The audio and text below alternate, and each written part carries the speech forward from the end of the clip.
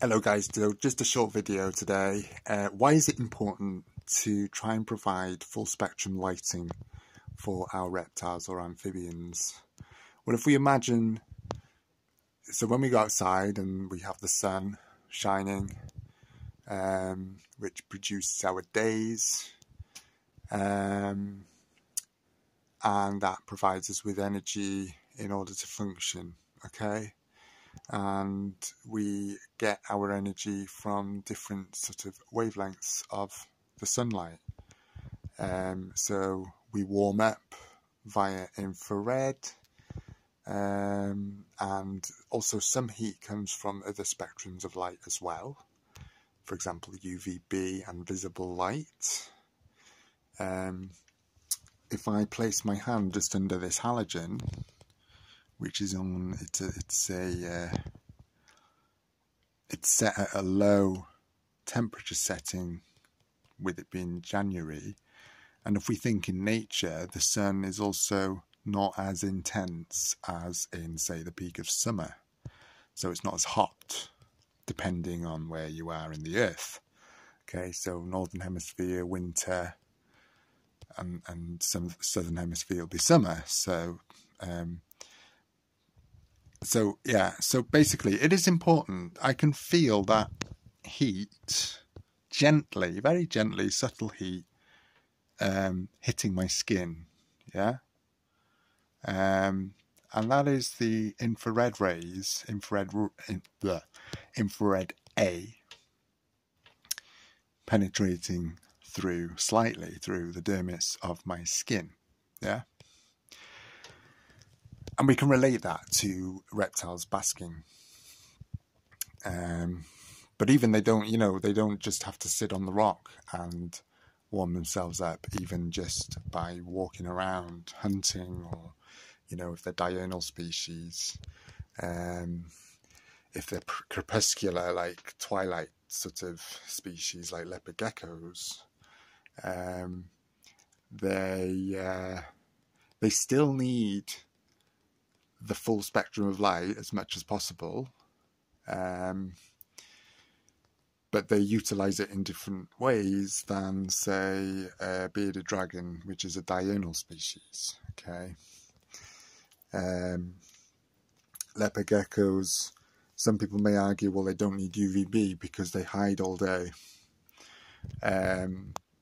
but even when they're hiding, say, in a tree hollow like over there,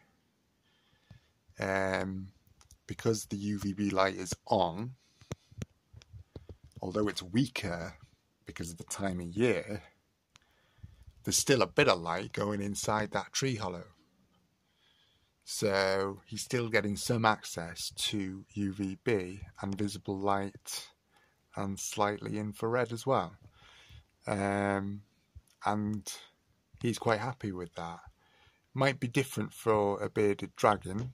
They might need stronger intensity of light. Possibly.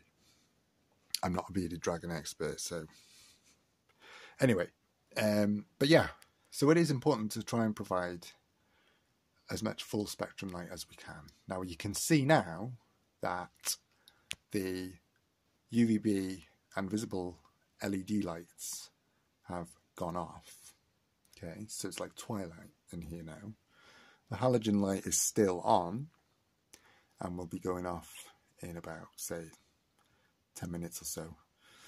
And this mimics sunset, okay?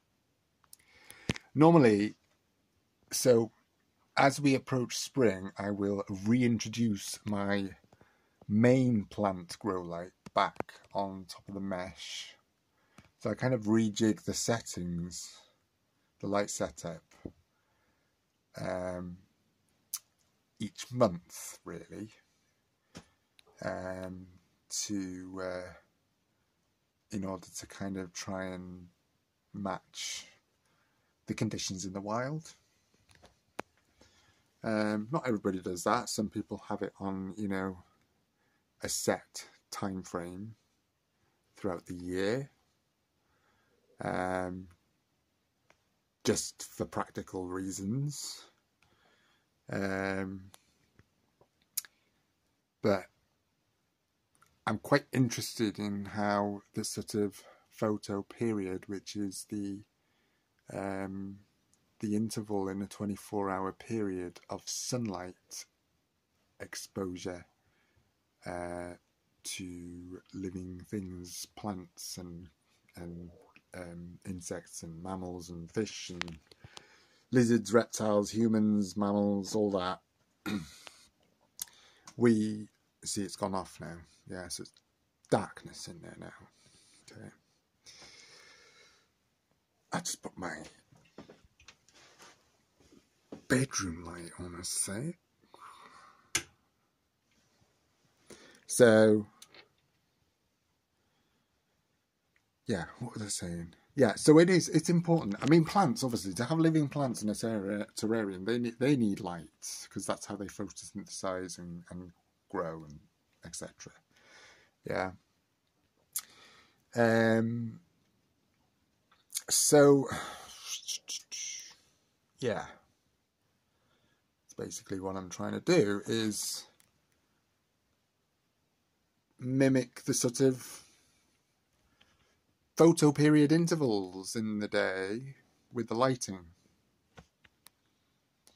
As we approach summer, the days get brighter, I have noticed, compared to December when it's much darker. Middle of January now, that sun is starting to get stronger again. So it's warming up the earth, slowly but surely, in the Northern Hemisphere. So once the terrarium starts warming up more, say in spring, then plant life should, fingers crossed, if they can survive through this winter period, then they should be able to survive through the rest of the year when it's warmer. And they should hopefully thrive. So, and Mr. Jinx should hopefully reappear. But when, I will not know. It'll happen when it happens. Just got to be patient. No rush. So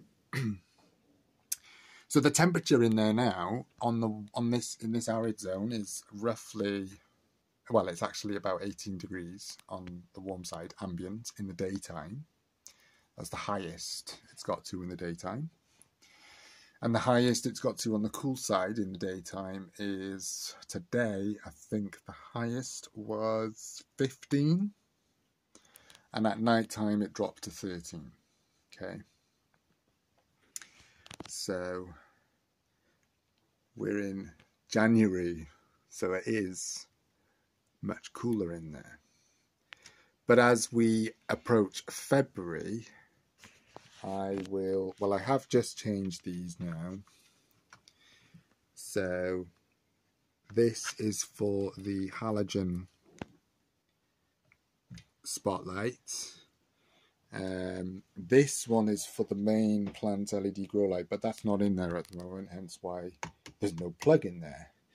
But I will reintroduce that on top of the mesh